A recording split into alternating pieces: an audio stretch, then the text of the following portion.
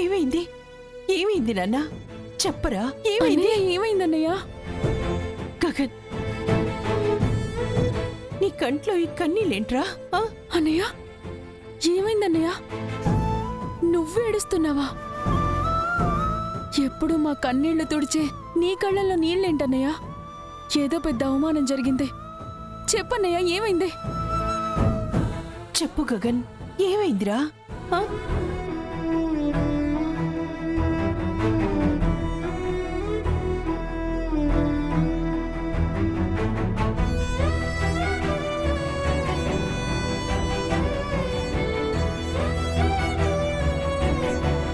ఒక మనిషి డబ్బు, హోదా, సొసైటీలో గౌరవం ఎంత సంపాదించినా కానీ ఇంటి పేరు లేకపోతే అవన్నీ వృధా అయిపోతాయమ్మా. ఆ రోజు ఆ నీచుడు తన స్వార్థం చూసుకొని మనల్ని రోడ్డు మీద వదిలేశాడు.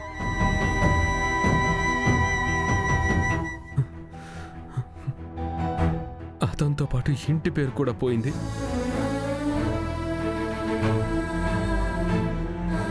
ఇల్లు, వాకిలి, కూడు, బట్టకి కూడా గతి లేకుండా చేశాడు.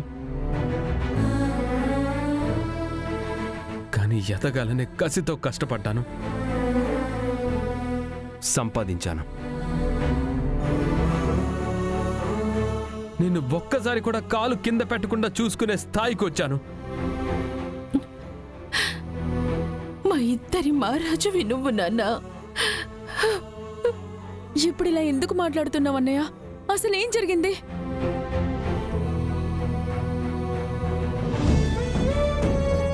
ఈరోజు ఒక రియల్ ఎస్టేట్ మీటింగ్కి వెళ్ళానమ్మా. మీ పేరు? గగన్. నోనో, గగన్కి ముందు ఒక ఇనిషియల్ ఉంటుంది కదా, ఆ ఇనిషియల్ ఇంక్లూడ్ చేసి మీ పూర్తి పేరు చెప్పండి. ఓ, ఇంటి పేరు లేదా? ఇంటి పేరు కూడా లేని ఒక అనామకుణ్ణి నేను ప్రెసిడెంట్గా ఎన్నుకోలేను.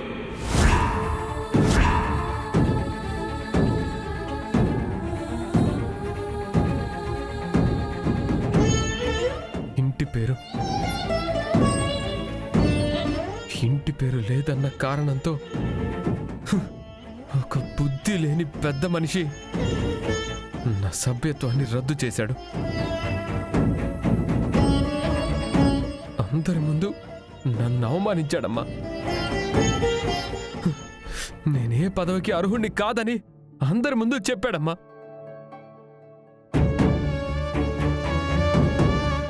నేనేమీ చెప్పలేకపోయాను. కానీ అప్పుడు కూడా నాకు మీరే గుర్తొచ్చారమ్మా.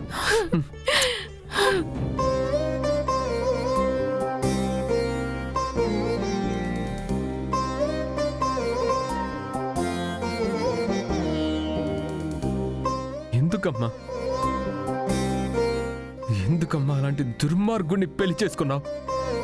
ఎందుకు?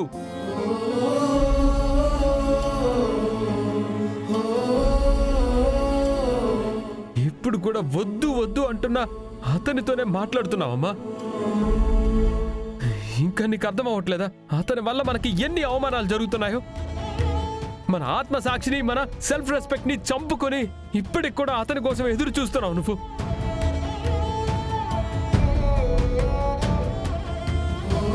గగన్, నువ్వు అనుకుంటున్నట్టు మీ నాన్న నాన్న ఆపమ్మా.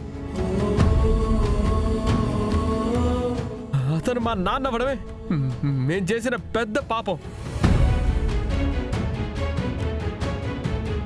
ఆ పాపమే ఇప్పటికీ మమ్మల్ని వెంటాడుతుందమ్మా. ఈరోజు ఆఫీసులో కూడా ఆ పాపమే నా ఇంటి పేరు లేదని నన్నందరి ముందు అవమానించిందమ్మా.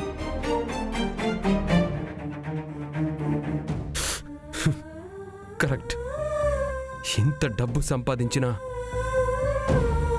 ఇంటి పేరు లేకపోతే చాలా అన్యాయం జరుగుతుందమ్మా.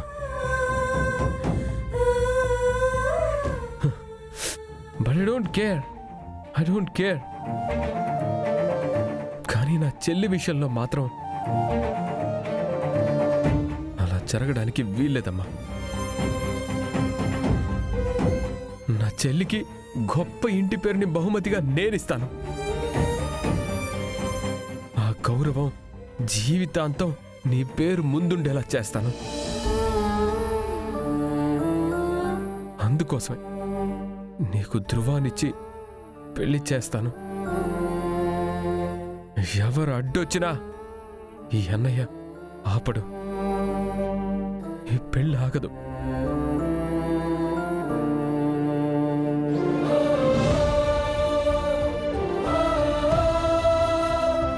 చూసావమ్మా, చిన్నప్పటి నుండి మనకి డబ్బు లేదని కావలసినంత సంపాదించాడమ్మా అన్నయ్య.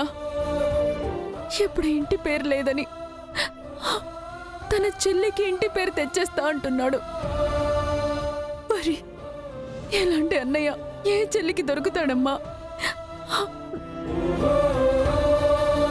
పాపం అన్నయ్యకి మనల్ని ప్రేమించడం తప్ప ఇంకేం తెలీదమ్మా.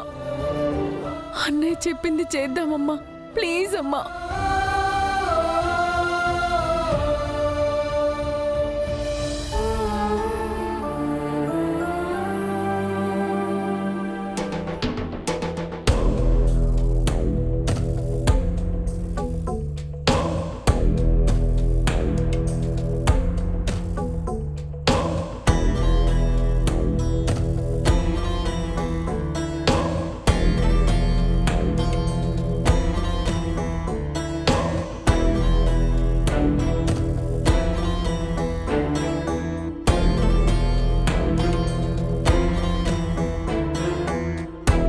ఏంటి మమ్మీ, నీకు నువ్వే ఆడేసుకుంటున్నావు? నా మీద నేను గెలవాలి. ఆట మొదలుపెట్టే ముందు నాతో నేనే ఆడతాను, నాతో నేనే పోటీ పడతాను. అప్పుడే నా ప్లస్ ఏంటి మైనస్ ఏంటని నాకు తెలుస్తుంది. నన్ను నేను డిఫెండ్ చేసుకుంటూ ఎదురుగా ఉన్న వాళ్ళకి చెక్ పెడతాను. ఇప్పుడు ఏమేం ప్లాన్ చేస్తున్నావు మమ్మీ? దీపం ఉండగానే ఇల్లు చక్కబెట్టుకోవాలంటారుగా. ఇప్పుడు మనం కరెక్ట్గా అదే పొజిషన్లో ఉన్నాం. అర్థమైంది మమ్మీ. డాడీ మనతో బాగున్నప్పుడే నన్ను ఈ ఆస్తికి యువరాణిని చేయాలనుకుంటున్నావు. am I correct? ఎస్. మాయల పకీరు ప్రాణం చిలుకలో ఉన్నట్టు ఆ భూమి ప్రాణం అంతా ఆ గగన్ గడి దగ్గరే ఉంది. మమ్మీ, మనం అనుకున్నట్టే వాళ్ళిద్దరిని విడదీసేసాం కదా, ఇంకేంటి ప్రాబ్లం? మనుషుల్ని దూరం చేశాం గాని వాళ్ళ మనసుల్ని దూరం చేయలేకపోయాం. వాళ్ళు ఎంత దూరంగా ఉన్నా వాళ్ళ ప్రేమ అంత దగ్గరవుతోంది. అవును, నేను చెప్పిన పని ఏం చేసావు? నువ్వు చెప్పినట్టే ఎంక్వైరీ చేశాను మమ్మీ.